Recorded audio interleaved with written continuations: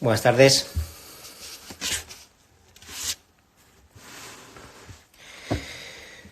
Muy buenas tardes a todos. Nada, gracias por estos días, por los mensajes por privado de las charlas que estamos haciendo. La verdad es cada una más interesante.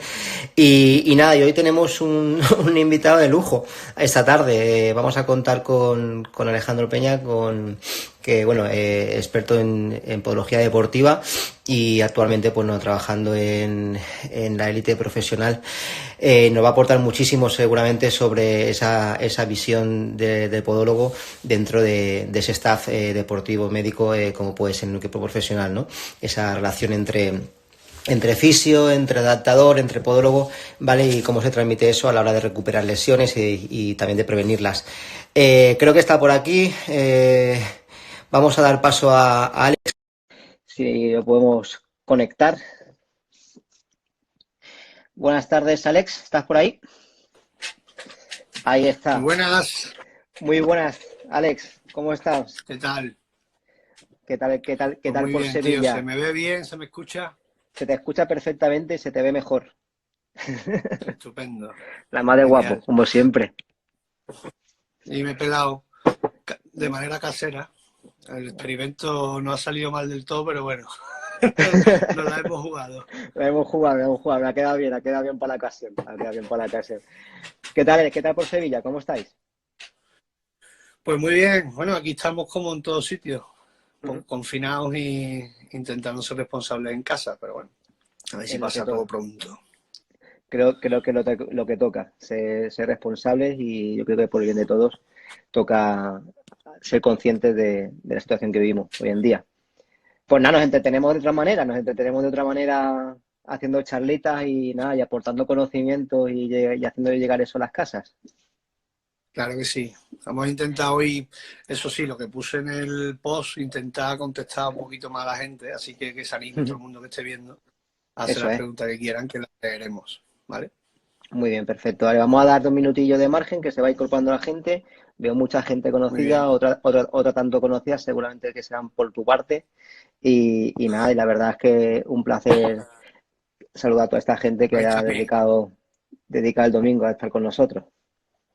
entre otros, está ahí, mira, está Antoñito Barragán, que pasa, chaval, mi hermano que está desde Múnich, también está confinado ahí en Múnich, le mando un saludo gigante y un beso. Caridad, compañera del Betty también, fisioterapeuta, la que Ahí ella está, también. ahí está Chicho, mira, Chicho. Compadre. Chicho, jugador de fútbol sala del Betis y anteriormente del Palma. Ahí está, esos pies pasaron muchas veces por mis manos también.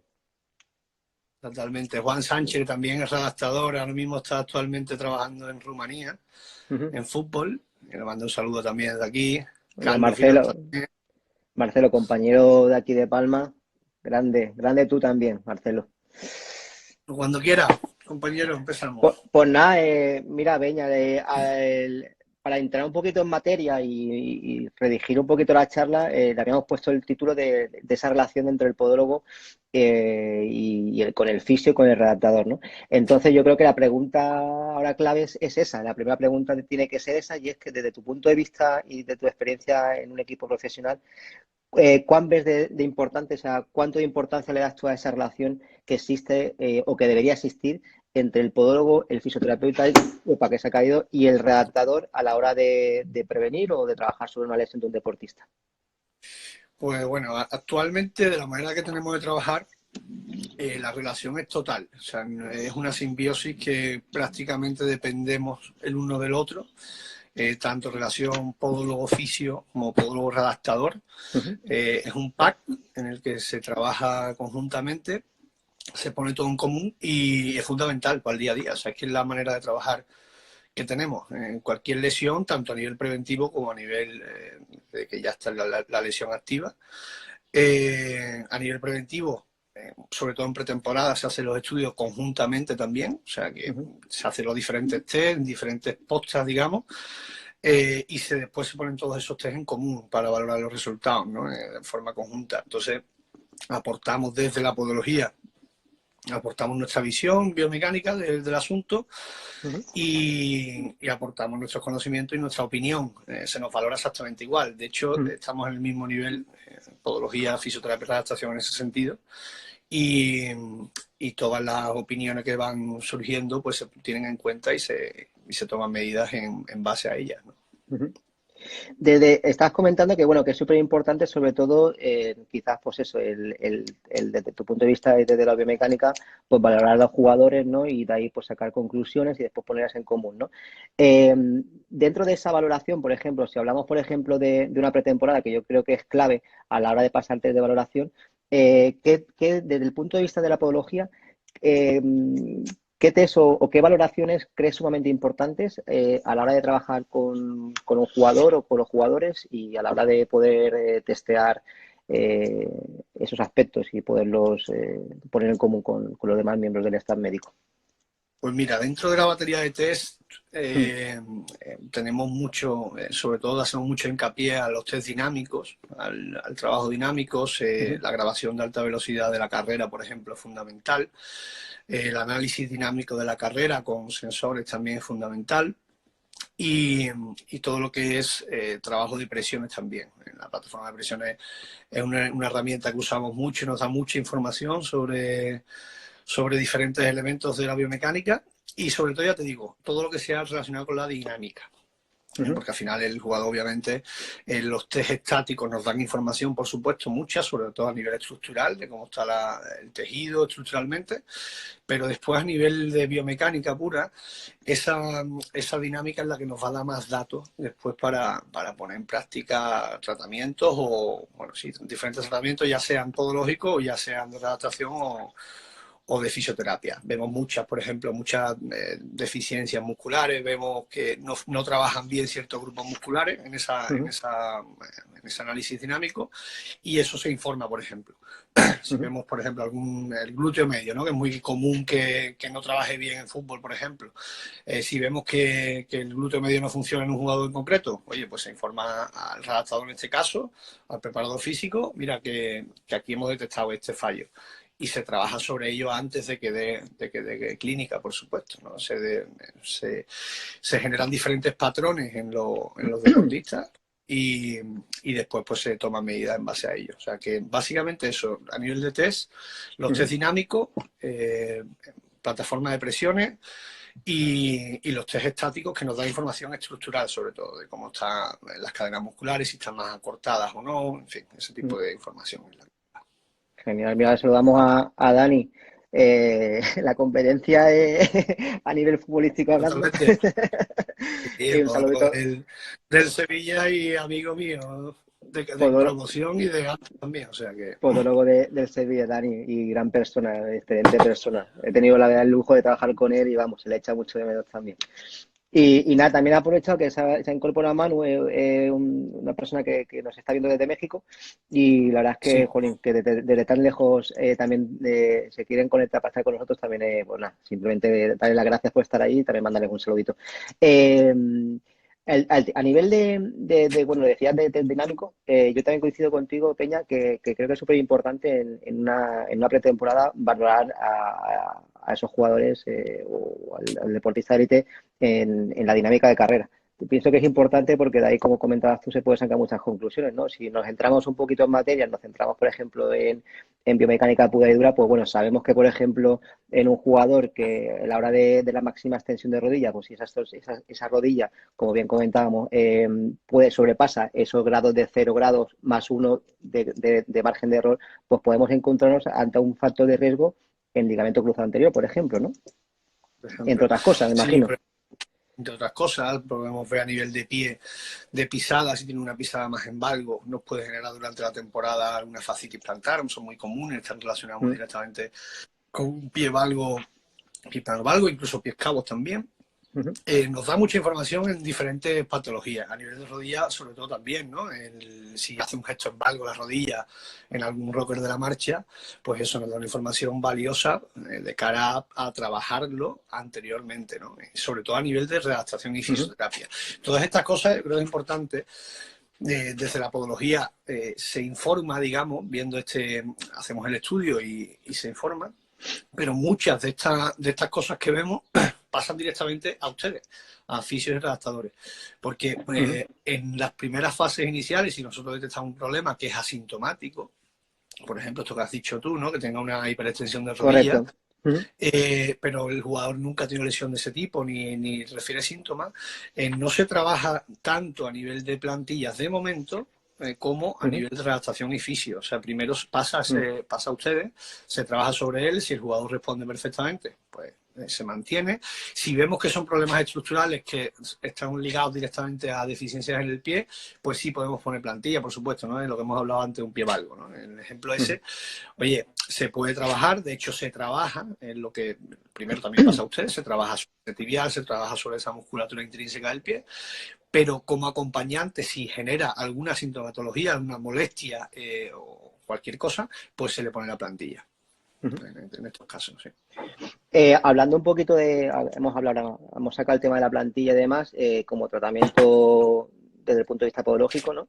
Sí. A nivel de lesiones, Peña, ¿qué lesiones consideras que se pueden prevenir desde un tratamiento podológico? Y te lanzo otra pregunta, teniendo en cuenta dentro de esos tratamientos podológicos, el tema de la plantilla, algo que hay redactadores dentro de los equipos profesionales que están a favor, otros que no están a favor.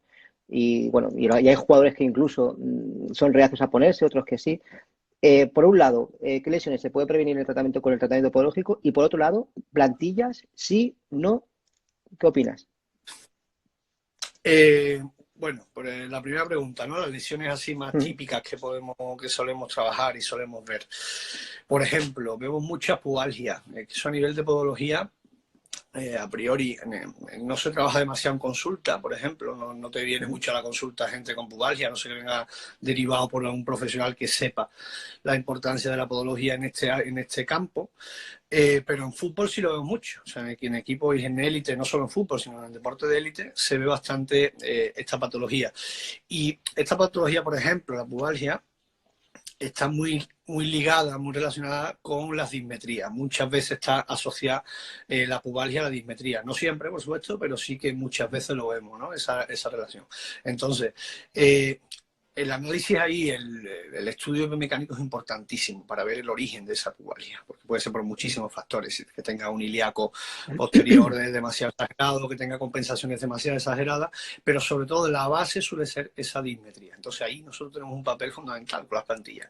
Podemos trabajar desde la base del cuerpo, desde los pies, controlar esa dismetría desde la base y, por supuesto, que se acompañe de un trabajo multidisciplinar, en este caso con fisios y redactadores, sobre la musculatura que preocupa, ¿no? En este caso de la pubalgia, todo lo que está relacionado con cadera, aductores, toda esta musculatura, ¿no? Entonces, el papel de la podología ahí y de las plantillas es fundamental, tanto, primero, en el estudio biomecánico y detectar de dónde viene ese origen, y segundo, en el tratamiento. Las plantillas es parte fundamental. Muchas veces pasa en fisioterapia que se estancan los tratamientos y no termina de evolucionar el paciente porque el problema es estructural. Porque el problema está de base estructural. Entonces, mientras no trates esa estructura, muchas veces el paciente sale de la consulta perfecto, pero vuelve otra vez a la compensación y al problema. Entonces, ahí es donde entra la plantilla para controlar esa falta estructural, ¿no? De base. Entonces, eso por un lado. Y después es importante transmitir mensajes del papel de la plantilla en élite, bueno, en élite, en deporte en general. Hay mucho debate con esto, con los redactadores, ¿no? Hay mucho redactador que no está tan a favor de poner plantilla. Y yo he tenido muchas conversaciones con ellos. Y al final la idea que tenemos nosotros desde la podología deportiva es un modelo de plantilla que no es o redactación o plantilla. Al final esto es importantísimo, este mensaje. No es, oye, si me lo vas a mandar, te le pongo la plantilla y se acabó, ya que el paciente con eso ya tira. No. El paciente tiene que seguir con su redactación, tiene que seguir con ese fortalecimiento, pero muchas veces en deporte no nos da tiempo. O sea, el calendario pues te obliga a que ese tratamiento, ese paciente tenga que salir ya. Entonces muchas veces, por ejemplo, si vemos una deficiencia del tibial posterior, eso no se trabaja a nivel de redactación en 10 días. obviamente, porque es un músculo que no funciona, o sea, no que no funciona bien, sino que es un músculo con mucho tendón, que no es como un bíceps, no trabaja de un día para otro, no lo puede fortalecer. Entonces ahí entra el papel de las plantillas para acompañar el tratamiento. Muchas veces ponemos estas plantillas, yo en la anterior charla ya lo comenté, las plantillas que usamos nosotros son plantillas muy elásticas, con mucha memoria elástica para que acompañe el movimiento del pie. Entonces la idea es esa, que sea un complemento para tanto fisioterapeutas como readaptadores a su trabajo, no que sea limitante o una cosa o la otra.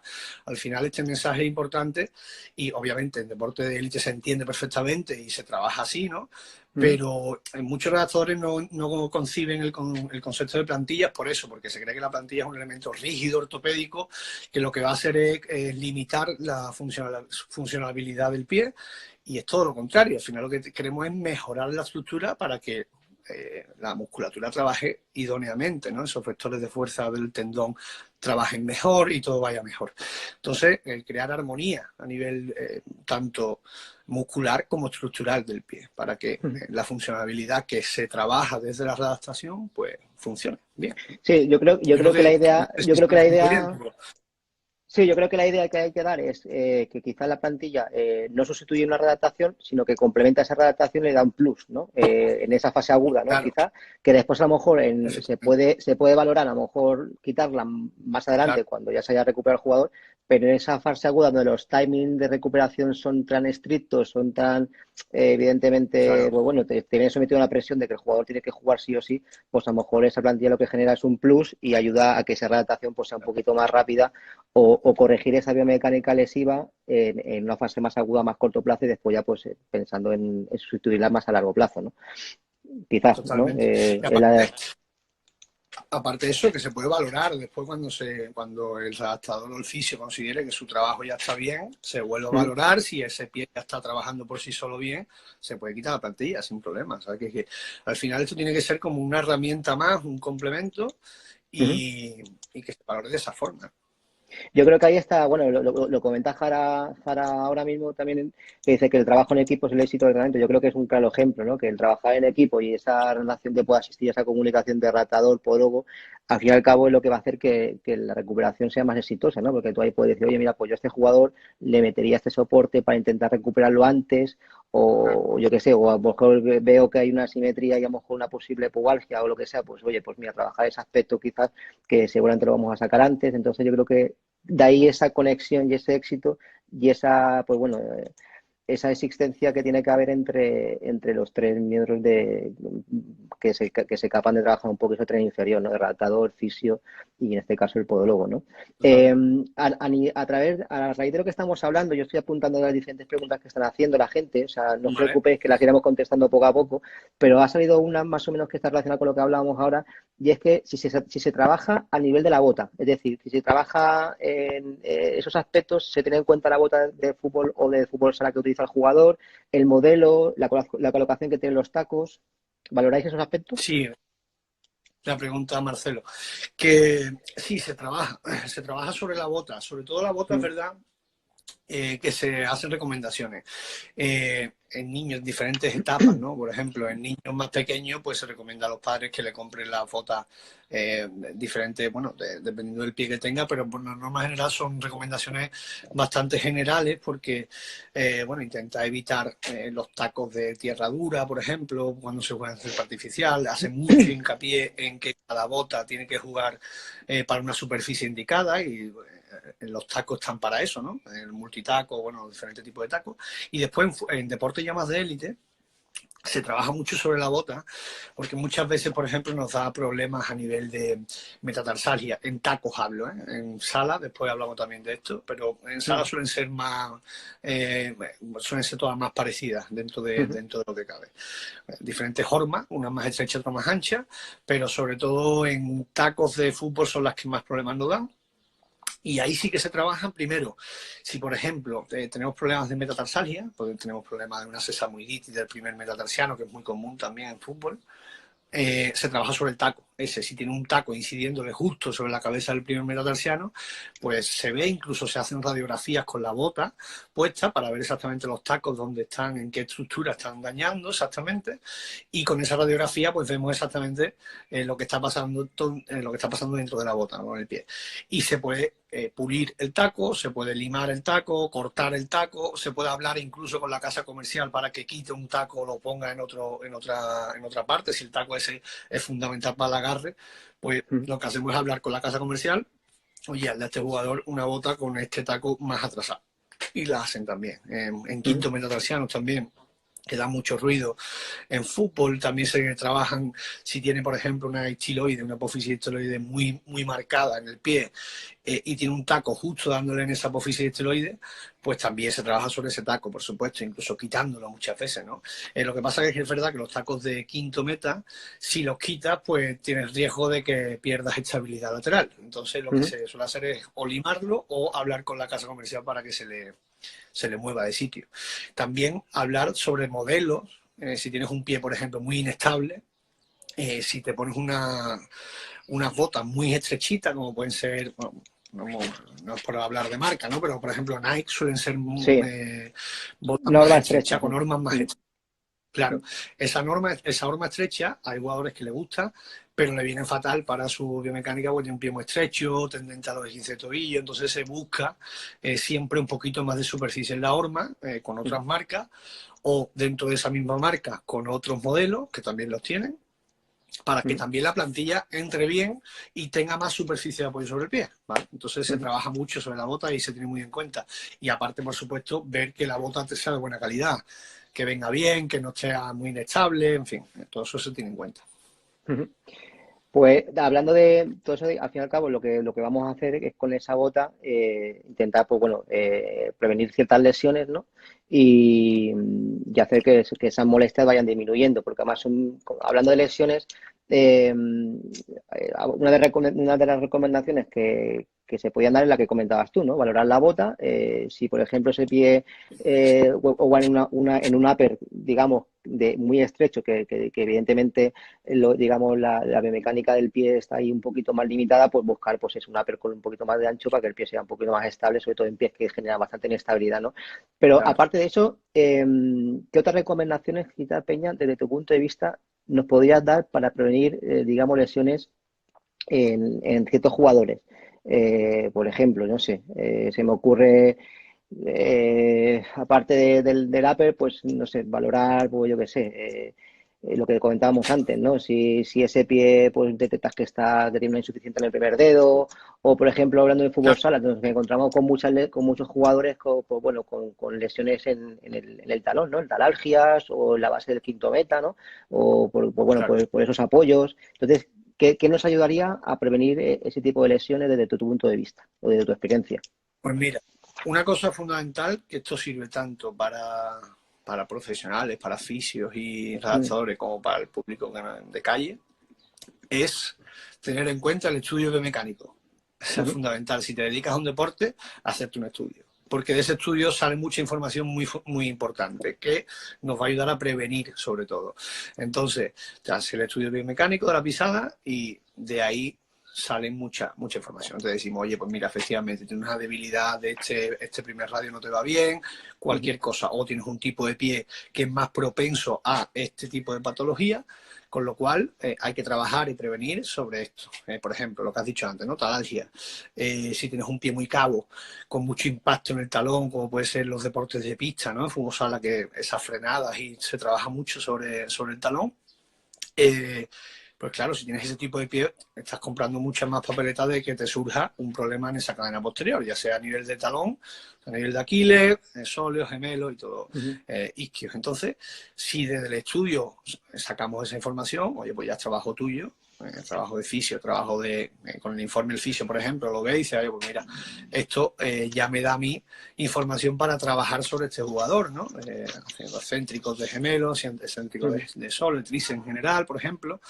Entonces, el estudio biomecánico de la pisada yo creo que es una herramienta bastante básica y fundamental y que cada vez tiene que ser más común a la hora de de tratar a los jugadores, tanto a nivel de profesionales como de los propios jugadores o bueno, deportistas en general, ya sea amateur o de élite, que se plantee incrementar un poco más su nivel deportivo, ¿no? Al final, oye, que estás incrementando las horas de práctica deportiva, pues ya incrementas también el riesgo de lesión, pues un estudio de la pisada te puede ayudar a prevenir muchas lesiones. Entonces yo creo que eso es importante tenerlo en cuenta.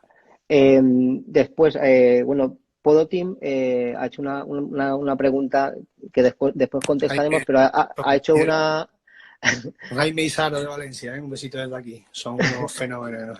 Pues saludos. Ahora contestaremos a una de las que ha hecho, que me la he apuntado para luego, pero bueno, esta que va un poco relacionada con lo que estamos hablando, también él preguntaba que del terreno de juego, no habéis hablado, pero si tiene relevancia también a la hora de valorar o prevenir las lesiones en los jugadores. Sí. No sé. Él preguntaba que no hemos hablado del terreno de juego, digamos, de los diferentes terrenos, ¿no? Evidentemente, a nivel de fútbol puedes ir a campos con el césped más alto, a lo mejor campos con el césped más bajo, quizás más juego más rápido, más lentos. Y en pistas, pues también nos encontramos con diferentes pistas, más duras, más blandas. Claro. Por ejemplo, eso es importante a lo largo de una temporada. En pretemporada, por ejemplo, que suele ser en verano, suelen tener los campos más secos, está la tierra más dura. Ahí vienen muchas talalgias al principio de temporada normalmente, por esto precisamente, talalgia incluso metatarsalgia, problemas de impacto directo porque el terreno está más duro. Cuando el terreno es más blando suele generar más fatiga muscular, con lo cual vienen problemas de sobrecarga musculares después post partido porque el terreno estaba muy muy blando. Pero ya te digo, eso en césped, normalmente en pretemporada eso es lo más curioso a destacar, que hay que tener en cuenta eso, ¿no? ¿Se puede trabajar previniendo eso? Pues muy difícil, es casi imposible, porque al final no sabemos dónde el terreno cómo va a estar, y eso cambia de una semana a otra. Incluso se juega muchas veces con eso, ¿no? Con la altura del césped, dependiendo de cómo juegue el otro equipo, te lo ponen más alto, más bajo. Entonces, esos son detalles que tú no puedes controlar. Entonces, suele ser a posteriori cuando nos vemos el problema de que tenemos 2 o 3 jugadores que están sobrecargados o con molestias en el talón, ¿no? Entonces, ahí pues trabajamos pues ya a posteriori, obviamente. Pero sí es verdad que se tiene en cuenta el tema de los tacos. Si son más blandos, pues se usa tacos más de aluminio completo, no mixtos. Entonces, los tacos de aluminio completos suelen ser botas más duras, que pesan un pelín más, entonces pues también puede generar alguna sobrecarga además. Pero básicamente destacar sobre césped eso. Después sobre la pista, pues lo que tú dices, ¿no? Depende también de la pista que también nos encontramos, que después del partido te vienen de repente 2 o 3 jugadores sobrecargados y la explicación suele estar en el terreno de juego también, o sea que es bastante importante. Peña, una cosilla, a ver, el tema hemos hablado de la pretemporada, ¿no? De los test que se pasan en pretemporada. ¿Soléis hacer un pre y un post? Es decir, ¿soléis hacer unos test pretemporada para prevenir, por ejemplo, valorar digamos, a los jugadores a efectos globales, ya no solo de prevención de lesiones, sino a ver cómo están, y después lo testeáis al final, habéis habido muchos cambios y si quizás, pues bueno, el trabajo durante la temporada ha ido correctamente o si ese jugador, pues bueno, tiene una biomecánica que siempre va a estar con ese factor de riesgo? ¿Soléis hacerlo o centráis simplemente pretemporada? Nosotros normalmente hacemos, sí, en pretemporada nos solemos hacer a todos y después hacemos el seguimiento. Sobre todo hacemos seguimiento a los que hemos detectado en pretemporada que tenían algún problema. Y normalmente hacemos seguimiento, depende. Si tiene un jugador que hemos visto que tiene mucho riesgo, le hacemos varios controles durante la temporada y vamos viendo si le hemos puesto plantilla, vamos revisando constantemente esas plantillas. Y a los que no se le han puesto plantillas, por ejemplo, simplemente están en observación, digamos, se le hacen controles periódicos. Normalmente, ya te digo, pero sobre todo al grosso de jugadores que hemos visto en esa pretemporada que eran predisponentes a sufrir alguna lesión. Entonces a ellos sí que se le hacen controles periódicos durante la temporada y para también comprobar datos, controlar el trabajo que le estamos haciendo, si esa biomecánica está cambiando. Muchas veces si tiene alguna lesión durante la temporada se le vuelve a hacer cuando se reincorpora todos los test que se le hacen, porque al final vamos viendo qué ha cambiado muscularmente. Si un jugador se lleva parado en estas élites 2 semanas o un mes, esa musculatura cambia, entonces volvemos a hacer En el return to play volvemos a hacer el control. Oye, ¿qué está fallando aquí? Pues mira, ha tenido una debilidad de este músculo, pues se le trabaja específicamente sobre ello, ¿no? Ujú. O sea que sí. Que hablando de return to play, Sí. que lo considero súper importante lo que dices tú, testear. Por ejemplo, en una persona ha salido incluso una pregunta que comentaba Fernando, que decía ¿cuál sería el proceso de adaptación de una lesión del ligamento? Bueno, yo me imagino que depende de qué ligamento nos refiramos, ¿no? Si es de tobillo, si es de rodilla, ¿no? Pero sí que es verdad que, por ejemplo, es importantísimo en cualquier lesión, aparte del proceso de adaptación, que sigue unos valores, pues bueno, primero biológicos, después de, bueno, etcétera, etcétera, que sumamente importante valorar ese return to play, ¿no? O sea, o sea, te encuentras a veces que lo que dices tú, que parece que te dan el alta médica, ¿no? Vas a dar el alta deportiva, testeas, valoras a nivel muscular, ¡pum! Y te das cuenta de que a lo mejor se ha hecho un trabajo de fuerza, se ha hecho un trabajo muy a conciencia de recuperación y electromiográficamente te das cuenta de que ese músculo, pues, ¡pum! Quizás no está trabajando como toca, tiene una falta de timing, está hiperexcitado, quizás no reclute la fuerza que necesita, con lo cual está más inhibido, y ahí aparece un factor de riesgo y dices, hostia, pues a lo mejor tengo que retrasar 2 semanas ese return to play, ¿no? Y Totalmente. eso... Eso, el estado de la electromiografía es una herramienta que, bueno, nosotros lo trabajan en el oficio, se hace esa Uh-huh, electromiografía y se pone en común. A mí también me sirve mucho esos datos para eso, ¿no? uh-huh. Entonces, lo que tú dices, se controla y se ve que electromiográficamente ese músculo sigue inactivo y se oye, esto es un riesgo importante a tener en cuenta, ¿no? Entonces se ve el origen del problema, a ver, se intenta buscar por qué no está trabajando ese músculo. Y eso ahí la biomecánica muchas veces nos da las respuestas a esas preguntas, Por ¿no? Oye, eso, sí, que yo considero que ahí es clave vuestra participación a la hora claro, de, junto con el equipo de fisio y de tratado, poner vuestros conocimientos y creo que es clave el decir, oye, pues mira, yo creo que aquí falta darle el apoyo en esta fuerza, porque aquí vamos a intentar captar claro. más. Creo que es clave esa colaboración con la podología, ¿no? Es fundamental eso, nosotros intentamos en esos casos darle respuesta, el buscar por qué está pasando eso, ¿no? Y ya por el origen primario de esa lesión y a partir de ahí pues trabajar en equipo. Nosotros damos la información, oye, que hemos visto que cuando corre hace este gesto y no funciona bien esta cadera, por ejemplo, ¿no? Así hablando generalmente.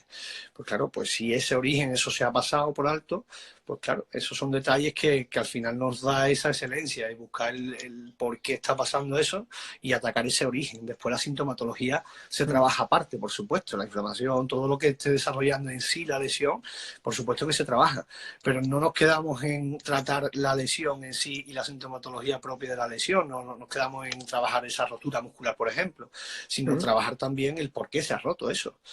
Si la biomecánica, si hay un problema biomecánico, pues trabajar sobre esa biomecánica, por supuesto. Uh-huh. Hablando de lesiones, que ya está haciendo por aquí alguna pregunta, por ejemplo, una de las lesiones que a lo mejor hemos comentado así por encima, ¿no? Que también se suele dar bastante en el fútbol sala, que es esa fractura del estrés del quinto meta, ¿no? Sí. Aquí, por ejemplo, desde tu punto de vista, quizás a nivel podológico como tratamiento, ¿ferolizarías? Es que depende de cómo esté. Si ya está roto, obviamente, bueno, sí, Lo pero pregunta, lo ha preguntado aquí Podotín también. Tim, Jaime.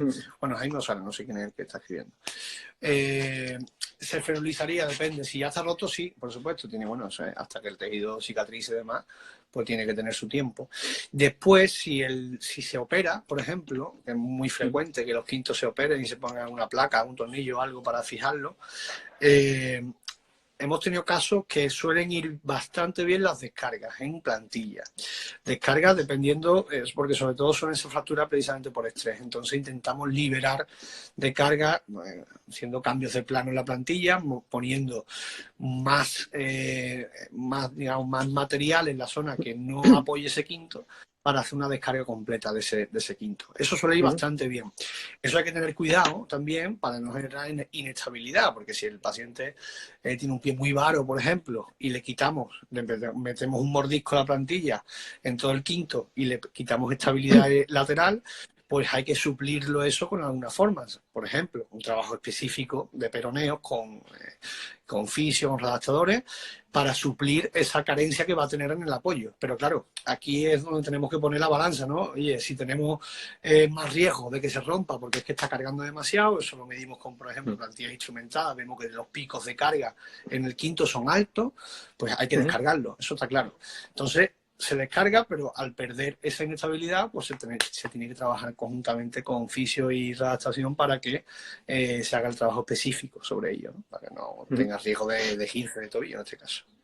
Dani Dolas colabora un poco en la respuesta que acabas de dar y dice que bajo su experiencia también descarga. Sí, también ha tenido futbolistas con esta... Oye, ha preguntado Dani antes una pregunta interesante que también te hago a ti, también la valoras en tu día a día, es que en el deporte de élite el debate siempre de riesgo y necesidad, ¿no? De hasta dónde llegamos, porque un jugador, por ejemplo, tiene que jugar sí o sí porque es importante para el equipo y en tu caso, ¿no? Estás en unos playoffs, por ejemplo, y tiene un jugador que hemos visto, lo que hemos dicho antes en la electroemografía, hemos visto que esos factores están ahí predisponentes de que se puede lesionar, pero claro, está el playoff y el tío es el 9 y es el pichichi, pues tiene que jugar. Entonces ahí, eso es un debate que siempre tenemos en fútbol y es verdad que es una realidad. Sí, es un debate curioso porque ahí entra otra figura importante que es la del staff técnico, ¿no? Claro. Ahí, ante esas situaciones, tiene que haber también una buena conexión con el staff técnico y se valora conjuntamente, ya no solo a nivel de fisio, porque tú te puedes mojar, pero después al fin y al cabo el staff técnico es el que te dice, bueno, pero ¿no la jugamos o no la jugamos? Es decir, entonces ahí yo creo que hay que ser, pues bueno, ser muy fríos y a veces si hay un alto riesgo de lesión, pues tener en cuenta que o un partido o a lo mejor puede significar media temporada. Claro. O si el riesgo de lesión es leve, pues hablar con el staff técnico y decir, oye, mira, hay un riesgo de lesión, si ese jugador tiene que jugar, pues bueno, que actúe a lo mejor si ese, por ejemplo, en el fútbol sala, que en mi experiencia, pues mira, pues ese jugador pues que actúe, pues no sé, en balones parados o que actúe en un portero jugador o que actúe en según qué fases del juego donde el riesgo de lesión por contacto o por biomecánica pues sea más bajo. Claro. Entonces eso al fin y al cabo se estudia mucho con el cuerpo técnico y se intenta valorar ese riesgo-beneficio, ¿no? Si Vale. es un jugador que evidentemente pues tiene que actuar de forma dinámica durante el juego, pues yo ahí me la jugaría y sinceramente intentaría pues eso, hablar con el equipo técnico y decir, mira, este jugador es un factor de riesgo, no está para trabajar al 100%, ahora en un portero jugador, en un balón parado, una falta de estrategia, un juego de estrategia, pues a lo mejor sí que puede actuar y puede ser beneficioso eso para el equipo, ¿no? Claro. Desde mi punto de vista, no sé qué opinas tú también. Sí, sí, totalmente. Al final es que hay que correr el riesgo y muchas veces la élite te exige eso. Y es que, de hecho, eso es un concepto que yo cada día tengo más claro, y yo creo que tú también, que al final el deporte de élite beneficioso para la salud no es. Eso está claro. Eso tenemos que partir de esa base. Todo en exceso.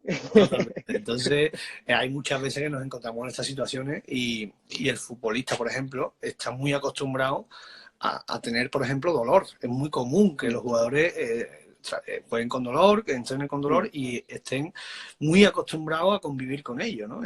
Por lesiones crónicas o por sobrecargas o por lo que sea. Entonces, son deportistas que, bueno, eso es curioso y hay que manejar también eso, ¿no? El decir, oye, ellos tienen una carga de daño tisular muchas veces muy alta, entonces hasta dónde podemos llegar y hasta dónde no. Muchas veces también... Y porque también los esconden porque quieren jugar. Exacto, eso también es importante, porque es decir, oye, un paciente normal no jugaría ni muerto porque le está doliendo, pero te encuentras jugadores que tienen un esguince de tobillo y a los 4 días ya quieren volver y están entrenando, ¿no? Vendados, y dices tú, oye, pero si tienes el tobillo hinchadísimo y morado, ¿cómo puedes estar? Pues sí, porque tienes una tolerancia al dolor muy grande, porque ya estás muy acostumbrado a ese dolor. Entonces, nosotros tenemos que estar finos también en echarles cuenta lo que nos cuentan, en lo que nos dicen, por supuesto, pero sobre todo en lo que vemos, porque muchas veces lo que tú dices, ¿no? Esconden ese dolor o eso por la necesidad de jugar. O sea, ahí tenemos que estar alertas muchas veces con los jugadores. Sí, no, Aquí una yo creo pregunta. que sí. Yo creo que sí, y puntualizando eso, yo creo que ese riesgo que comentábamos, siempre y cuando se trate, por lo que dices tú, de un playoff o de un partido de suma importancia. Claro, Si estamos en un partido de media temporada y el riesgo de lesión es alto, evidentemente se yo me para. mojaría, miraría al cuerpo técnico y le diría, este jugador no está para jugar, por muchas ganas que tenga el Claro, jugador de jugar. Pero claro, estamos hablando siempre cuando estamos ante una competición importante, una semifinal, una final, un playoff donde claro. es un partido importante, donde sí que a lo mejor te puedes aclarar un poco más. Pero si es un partido que no tiene trascendencia, evidentemente ahí yo sí que me mojo directamente y pues bueno, ante un riesgo de lesión prefiero que se recupere bien, eso por supuesto. Perfecto. ¿Qué comentabas? Una Eso, pregunta que que había visto por ahí. comentaba Marcelo, que la electromiografía sí la usamos de manera conjunta. Nosotros, bueno, lo que se hace normalmente solo llevan los fisios, pero se ponen en común los resultados, y lo que hemos dicho antes. Mm, Lo llevan los fisios a la hora de hacer la electromiografía, pero después el resultado se ponen en común y es un dato más que importante, además, muchas veces, que nos da mucha información sobre cómo está realmente el jugador, ¿no? mm. Son cosas que no puede valorar él, pero sí nos da datos exactos de cómo está trabajando la musculatura exactamente y ver, bueno, a partir de ahí puede ponerlo en común, con lo cual ya te digo que sí se trabaja de manera conjunta. Y además creo que es clave. Creo que es clave. Totalmente. Además, Peña, Podotín preguntaba eh, antes que el tema de las infiltraciones, que también yo creo que es un caso también, pues bueno, controvertido, si las hace directamente el podólogo o si es o si esa toma de decisiones la hace el podólogo o está consensuada quizás con un trauma. Yo también ahí me atrevería a decir que digamos, por vuestra profesión, ¿quién mejor que vosotros de conocer el pie? Eso para empezar. Yo creo que Claro. quién mejor que vosotros para conocer esa estructura tan tridimensional y tan compleja como puede ser un pie o un tobillo. Y a la hora de hacer una infiltración, pues me merece muchísima confianza la visión que tenéis vosotros anatómica de esa estructura a la hora de poder infiltrar en zonas concretas y en una lesión concreta, ¿no? A partir de ahí, Claro. pues ya no sé un poco la competencia vuestra con ese tema. Yo creo que sí, que estáis preparados para ello y creo que es una competencia vuestra, infiltración, según qué sustancia.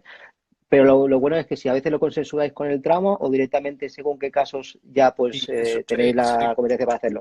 se consensúa siempre, no solo con el trauma, sino con el Mm, médico. En este caso, el médico es el que toma también la decisión. Médico me refiero a médico deportivo, ¿no? ujú. El que se toma la decisión también de infiltraciones. Y lo que le corresponde al pie, pues yo, por ejemplo, he hecho infiltraciones. Hemos hecho varias veces infiltraciones sobre el pie, pero ya te digo, depende. Muchas veces yo, por ejemplo, así deportiva voy 2, 3 veces en semana. Si me coge allí, oye, Peña, ven y lo vemos entre los dos. Si no me Ujú. coge a mí, lo hace el médico siempre. Pero es verdad que nos solemos rotar en ese caso y si es en el partido, durante el partido o cuando sea, pues lo hace el médico muchas veces. Sí, sí, sí. Pero es verdad que nos da el sitio y nos pide opinión también sobre ello. Y yo también las he hecho, con lo cual trabajamos de manera conjunta ahí.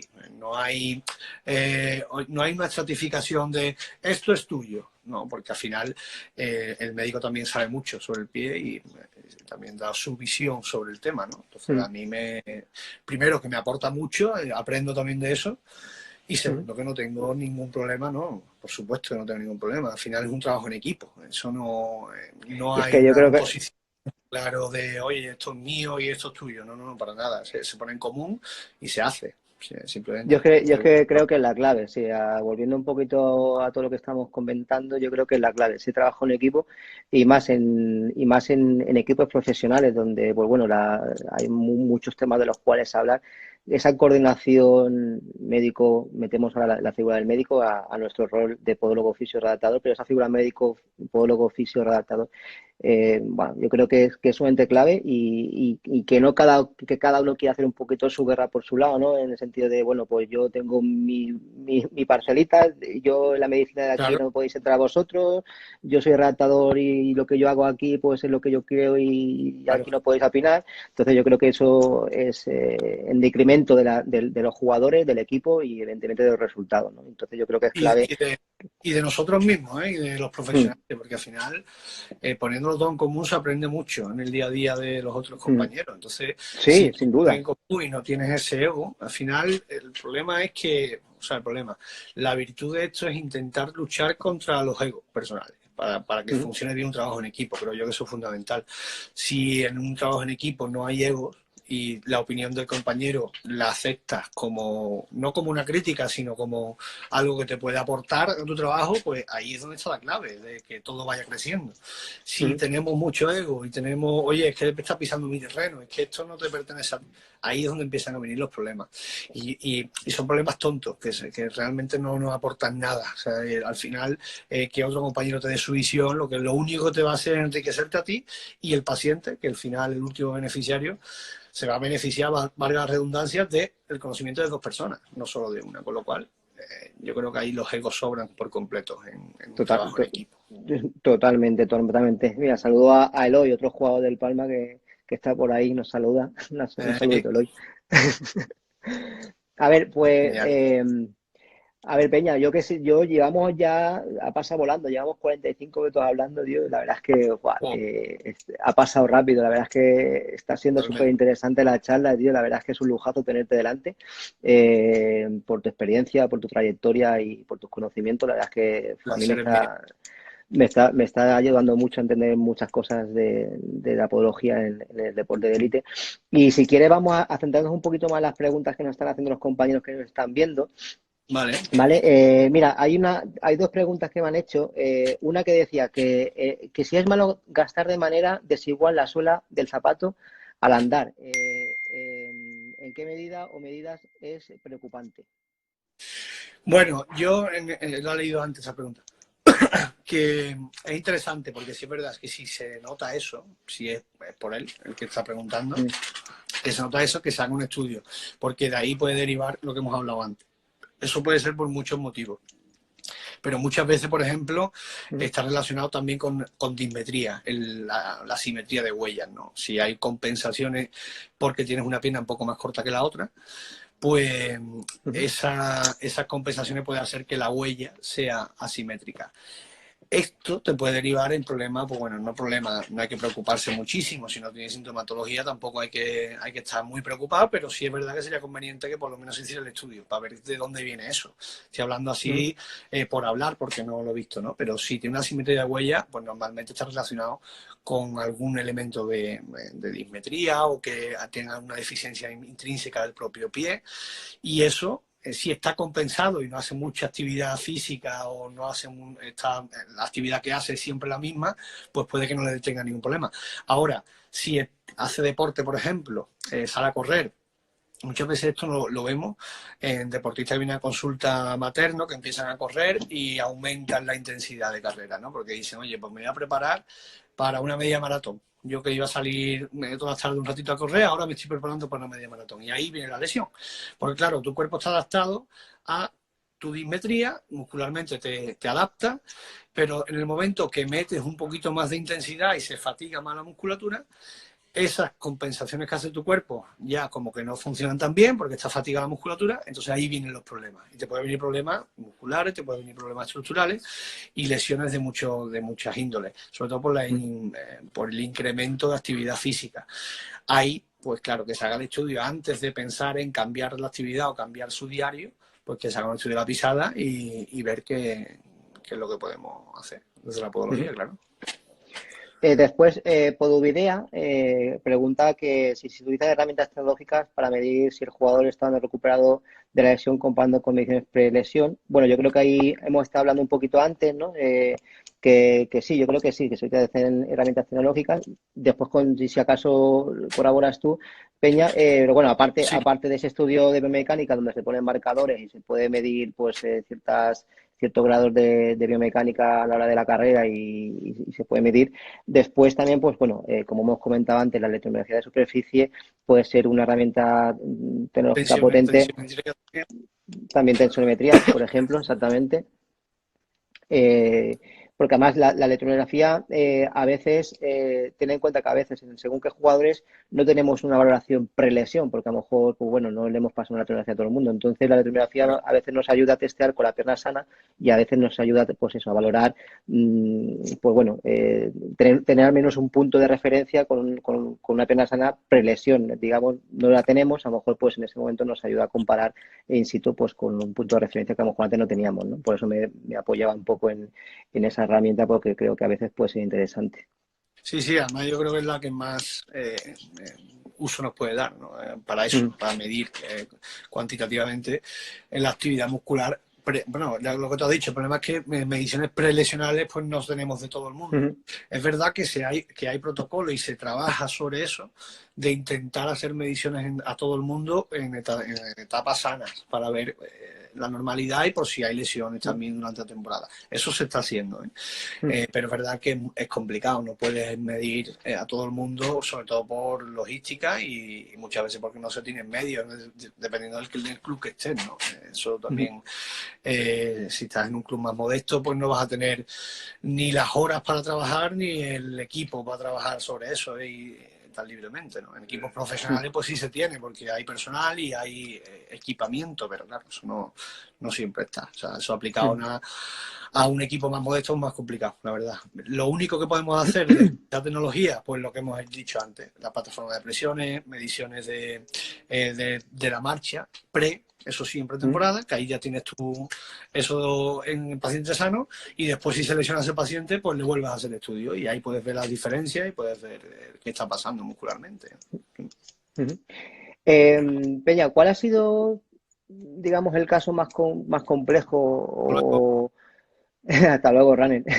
El caso, ¿cuál ha sido el caso más complejo o la lesión así un poco que te haya marcado más a la hora de tratar que te venga a la cabeza, que recuerdes actualmente? pues bueno, Un caso concreto, si hay te viene casos, alguno, ¿eh? claro, estoy pensando. Ha habido casos complicados, sobre todo en consulta, casos de pie traumático, pie catastrófico que hemos tratado, que ha costado trabajo sacarlo y que finalmente están bien.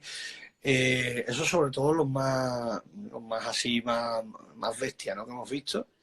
Después, en deporte, pues he visto también, no sé, lesiones de rotura de tendón de Aquiles, problemas de ese tipo, que son lesiones bastante graves. Después, cómo trabajarla a nivel de la biomecánica, eso ha sido muy interesante, hacer seguimiento en un trabajo en equipo ahí ha sido fundamental. Y que el jugador esté perfectamente a día de hoy, ¿no? Por ejemplo, hemos tenido casos así curiosos de trabajar en equipo y de hacer un seguimiento ser muy pesados, digamos, con el jugador y medirlo exactamente. Y tenemos casos muy bonitos también, porque desde lo nuestro al final nos gusta sacar ese tipo de jugadores, ¿no? Pero sí, sobre todo eso, lesiones así graves son las que más recuerdo de casos complicados, ¿no? Obviamente. Vale.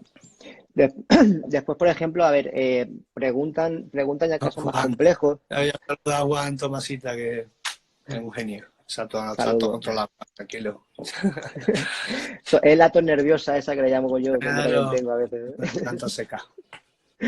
Que preguntan cosas ya más complejas, ¿no? Que a lo mejor que son ya más generales, como qué importancia tiene una plantilla, por ejemplo, en un tratamiento de psoas, ¿no? Acortado. Yo creo que son cosas más directas. No sé Eso, si... eso si quieres saber, para preguntas así más específicas de casos concretos, que me pregunten por privado. Yo por eso decía que yo creo que sí, que son casos ya más particulares, a lo Porque es mejor que casos además, más por ejemplo, concretos. un acortamiento de SOA puede venir de un montón de cosas. Entonces es complicado decir así. Si tiene acortamiento de SOA, tienes que hacer esto. Es muy complicado. Hay que ver exactamente Sí, no, y a lo mejor viene por la hernia y tal, claro, entonces sabe que hay valores de ciertos qué está aspectos. pasando ahí para hacer el tratamiento, claro. No es tan fácil.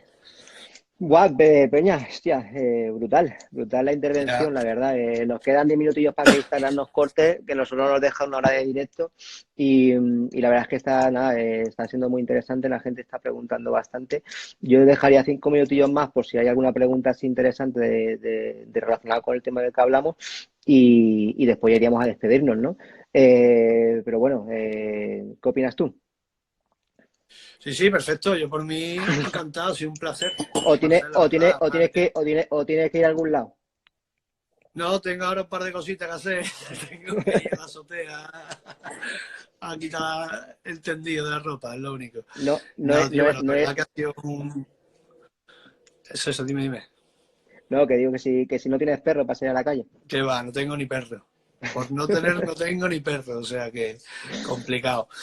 Que nada, ha sido un placer, tío, y muchas gracias por invitarme y cuando pase todo esto, pues espero verte por Sevilla. Ya sé que Buah, no es eso muy bien, está, pero eso pásate. ahí, la verdad es que tengo ganas de ir por ahí, tengo ganas de veros, de estar con vosotros un ratillo, compartir risas y aparte de conocimientos también, pues bueno, también compartir risas que yo creo que también es importante, ¿no? El Totalmente. poder hacerlo, ¿no? A Dani por ahí que también quedaríamos con él, por supuesto. Pues nada, Peña, yo que la verdad es que nada, despedirte, mira, ahí está Chicho que ha estado ahí aguantando hasta el final, la verdad es que Muy enorme. bien. Gracias Chicho por habernos escuchado, gracias Ruth, la gente, Dani, Carlos está por ahí también, muchas gracias por estar ahí. Y nada, ya nos vamos viendo, ¿vale? nos vamos viendo y estamos en contacto Y eso, y y la cualquier, gente, los que tengan dudas así más específicas, que pregunten sin problema ninguno por privado y se le contestará todo, ¿vale? lo mismo digo. Un abrazo enorme, Peña, nada, me alegro que estés bien, me alegro de haberte visto y nada, seguro que estaremos en contacto y tendremos esa oportunidad de podernos ver y hacernos unas risas. Perfecto. Pues muy bien, un saludo grande. Hasta Igualmente, luego. un abrazo, hasta luego, chao.